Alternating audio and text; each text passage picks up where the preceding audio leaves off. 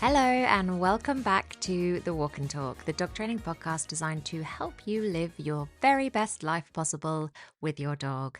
If you are out on a dog walk whilst you're listening right now, I hope it's a pleasant one. I know it's still February. I know we've got approximately 300 days of February still to go, but I hope at least it's dry. I hope you're not dripping with rain. We can dream, can't we? And if you're cozied up at home listening instead, I salute you. You are sensible. And I hope you're having a fabulous day as well. Now, I'm recording this podcast slightly ahead of schedule because as I record it now, half term is fast approaching and I need to get ahead of my own game. I think as you listen to this episode, however, we have finally reached the last day of half term. It's a celebratory affair. Huzzah! We made it through the bleakest half term of the year. Give yourself a little pat on the back if you have also been in the trenches trying to think up fun things to do whilst it's absolutely freezing outside and everyone's miserable. The next school break is okay because it's Easter. We've totally got that one in the bag, haven't we? It's just this one is just the worst school holiday there is. But the next one is a nice one to fill, so we can look forward to that now. Anyway, don't panic. You haven't accidentally tuned into a parenting podcast, even though it sounds like that. We are, in fact, despite all the evidence thus far, here to talk, as ever, about dogs. So, without further ado, let's get into it. Now, today, I want to talk about something that comes up again and again in the work that I do, and that I think quietly causes far more stress for your everyday dog owner than we realize. And ironically, it's not exactly anything that is directly to do with our dogs or what they are doing at all, but it's something I think we're all guilty of, to be honest, and in so many areas of our lives too, not just when it comes to our dog's behavior.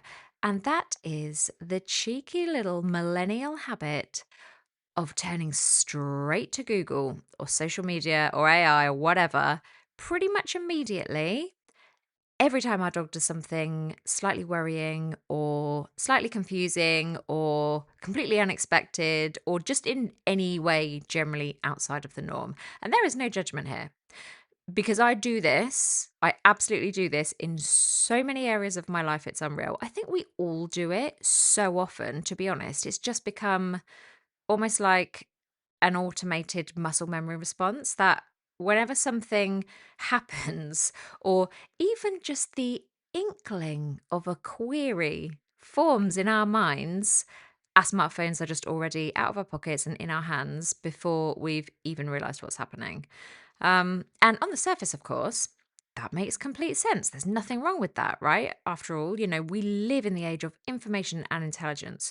You care deeply about your dog. You come up against a moment that something doesn't feel right, or you just don't know what's going on and you want answers. Of course you do. Who wouldn't? But the reality is that in practice, that search for answers that you type into Google on your phone, 9 times out of 10, often actually leaves people feeling more overwhelmed, more doubtful, and less confident than when they started. This is probably one of the most common things I hear from people, right? That the dog training world is just so confusing. It's so confusing and mind boggling and overwhelming because you've got one professional over here. They say, do it this way. And then another one over there says, do it that way. And then there's a third one over here that will absolutely slate those first two methods in favor of a third alternative, and so on and so on. It goes on forever, depending on how long you're Googling for. And after half an hour and hours slogging through the internet, by the end of it all, you still have no solid clue really where to start. And what I want to explore today is why that happens and how we tackle the much bigger issue sitting underneath it. Because the real problem isn't that people are Googling the wrong things or they don't understand the results that they're getting or they don't know what questions to ask. In my opinion, as a professional in this industry, it's that there's a huge gap in the kind of support that dog owners are offered, and most people just fall straight into it without even realizing. So, okay, let me paint a picture that I think will feel very familiar to many of us. Today is the day we weren't expecting it to be, but your dog does something weird. They do something completely new that they have never done before, or they do something old that they've done before, but today, for reasons entirely unbeknownst to us, it's a whole lot worse. It's bigger, it's scarier. Maybe they bark at another dog, or suddenly they're just pacing up and down the living room all evening when, previously they would always just snooze and settle. Or they've started reacting to noises outside the house that previously they've always been totally fine with. Now, it's been a long day. It's been a long week. It's been a long and dreary 2026 so far, to be honest, and you're tired. But now you're also a bit worried. You've got that niggling anxiety that this could be the start of something awful. You're worried that you've done something wrong in the puppyhood stage or in the training. You're worried this is going to get worse. You just want to know what's going on. You need to know what's going on. So you do the most reasonable thing in the world. You Google it. Out comes the smartphone. Why is my dog barking at the neighbours? Dog suddenly reactive at 14 months. Reasons. How to stop my dog lunging on the lead. And suddenly, in like 7 seconds, you've gone from simply just noticing a new thing to being knee deep in a sea of advice. But it's not just advice, it's 100% guaranteed to be conflicting advice. And it's full of really strong opinions. I always think in this industry in particular, it's super aggressive and polarized. But then when I step back and I speak to people I know in completely separate other professions, apparently it's like that in all industries. But regardless, it's intimidating as hell for your average dog owner. I know this. I've seen this. I've been told this. And there are as many instant quick fixes as there are in depth, complicated regimes of change. And both of those camps are, whilst, trying to push their own methodology, openly criticizing the other one at the same time. One person says, you need loads more exercise. Another person says, you're dramatically overstimulating them. You need to calm things right down. Someone else over here insists it's dominance. Someone over there tells you, oh, you just need to completely ignore that. You ignore it and it'll go away. Someone else tells you, oh, it's anxiety, and you're actually traumatizing your dog by even taking them for a walk at all.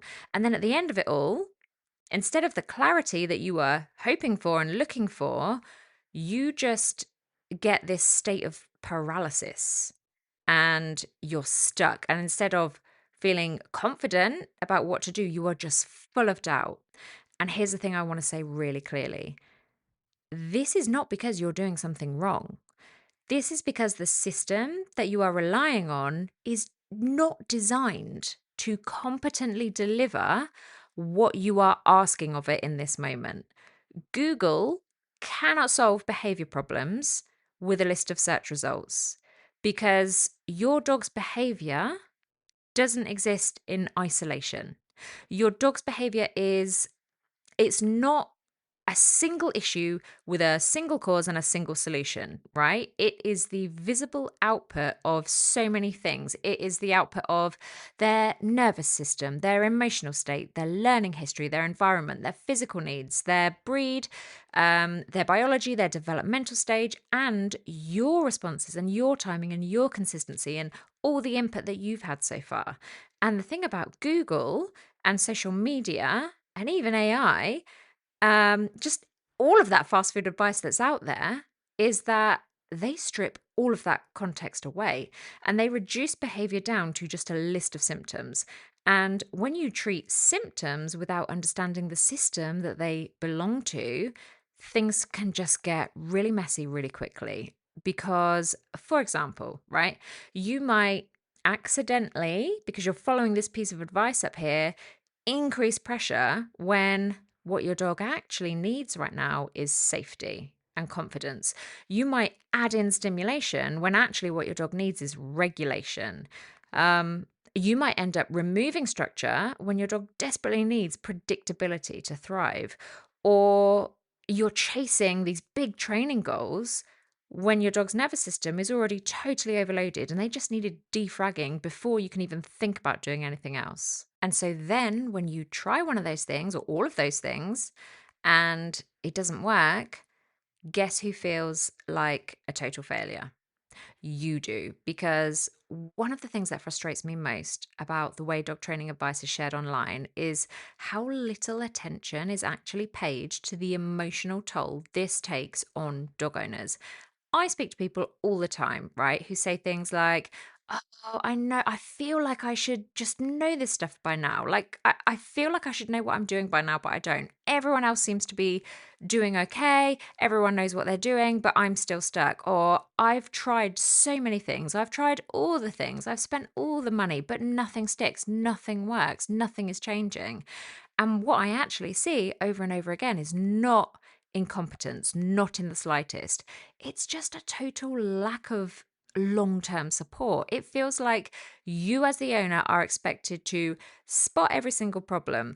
Not only are you expected to spot every single problem, you are expected to spot it super early. You are expected to respond perfectly.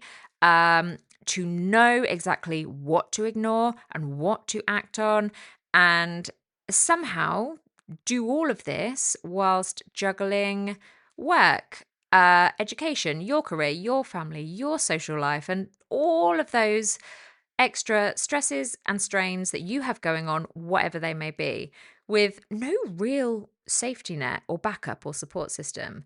And this brings me to something I think about a lot all the time in my work, and it's what I call the missing middle in dog training support, right? So at one end of the spectrum, we have free content. Loads of it, loads of it. I produce it myself. I mean, right, to be real, you're listening to some of it right now, to be fair. It's just the way our world operates. It's how professionals get exposure and it's how we get to reach the people that we want to serve. So you've got Google, Instagram, TikTok, YouTube, podcasts, whatever else is out there ad infinitum. I don't know. And some of it is helpful. It really is. This podcast is really helpful, right? But some of it is less so. But by its nature, it has to be kind of generalized to an extent, short, easy to consume, decontextualized. I can't simply film a 2-minute reel that will, for example, deliver you the bespoke advice on your own dog's separation anxiety, as an example, that factors in your daily routine, your dog's genetics, their early life experiences that are unique to them, and like all of that important stuff that actually feeds into what a problem is and how to solve it. I can't do that because A, I've probably never met you and I don't know those things about you and your dog. And B, if I did, that piece of content would only be helpful to you. It would be confusing and unhelpful to anybody else. So instead of doing that, we have to be really careful with what we teach and how we teach it when we're making broad spectrum content. And then at the other end of what's out there, we have one-to-one support with a qualified trainer or behaviorist, which is undeniably incredibly valuable. Of course it is, but it is also usually expensive, it's time limited, and it's just not realistic or accessible to everyone all the time. And then between those two extremes, then there's actually very little. And that space is the space that I try to make it my mission and my life's work to fill. Because in reality, there is just not much support for people who are committed, they are thoughtful, they are trying their best, but they either don't need or likely they just simply can't justify ongoing long-term one-to-one work. these are the people, and maybe you see yourself in this crowd, I don't know, but these are the people who don't want just another random tip, but they want genuine understanding. They are searching for frameworks that are actually going to move them forward. They want context and they really want responsive reassurance that what they're seeing with their dog is normal or it's okay or it's a problem but it's solvable, and the guidance that goes with that on what to do next, how to move forward. Now, a lot of people who sit in this camp can do really well with a behaviorally specific training plan or a course, right? As long as it's been created by someone who knows what they're talking about. And as long as it aligns with their own personal training ethos. But there are plenty of people who need more than that. And the most common reason for that, well, I think there are two really, right? Reason number one, we think, we always think we can just power ourselves through tricky long term projects using just the power of motivation alone. And in reality, not many of us can. We are not designed to do that. We start off all excited at the beginning, and then we get 2 weeks in and things get like a little bit tricky or a little bit confusing. So we fall off the wagon. And then we're a bit scared to go back because we remembered that we didn't know what was going on at that stage. So we don't log back in until like a month has passed or a month or two. And then actually we have to start again because we've forgotten all the progress that we made up until that point. And it just becomes this sort of vicious cycle of never seeing it through. And reason number two, in a lot of cases, the problem just changes because ultimately, dogs are not static beings. I've said this a million times. They're not robots, they're not machines. They grow, they change, they hit developmental stages, their environment shifts, what they've learnt changes, the routine at home changes. Stress accumulates and releases constantly throughout their lifetime. And a rigid plan in the wrong hands can really struggle to respond to all of that flexibility because in those cases, what people actually need is ongoing interpretation, someone to help them answer questions like, is this thing that started happening, is this something I need to worry about, or is it something I can just simply ride out? Is this a training issue, like an obedience issue, or is it a nervous system issue? Is it regulation? Is this normal for this age? Am I asking too much of my dog right now, or am I actually asking too little? Do I need to put more into this now? And those questions don't really come with neat, Googleable answers because your dog is a unique creature, right? But rather, those answers come with experience, with pattern recognition, and with context. And if you are sitting there relating to any of this or walking along relating to any of this because you do think that dog training feels harder than you expected it to be before you got your dog, that doesn't automatically mean that you are just bad at it or that you shouldn't have gotten the dog. It usually just means you're trying to do something that's pretty complex or dynamic or it's emotionally driven. Working through reactivity is a fantastic example of that. And you're trying to do it without adequate support. Because most dog owners aren't failing just because they're lazy or they're inconsistent, even though I know so many will berate themselves for being so.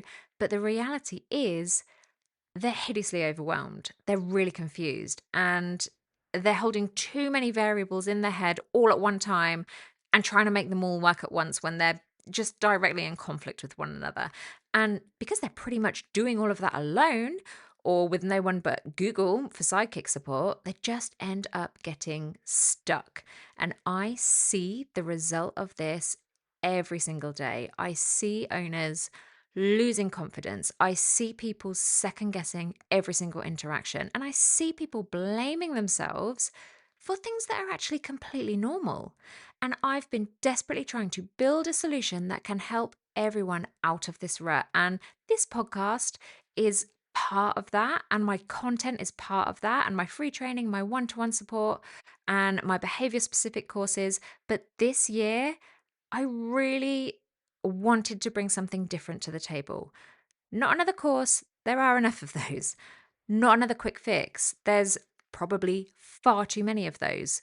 But a place where you can learn in layers without getting so overwhelmed that you zone out after 2 weeks. A place where you can ask questions as and when they arise and get support every step of the way, where you can understand why things are happening and you can feel supported through that messy middle of living real life with a real dog in the real world.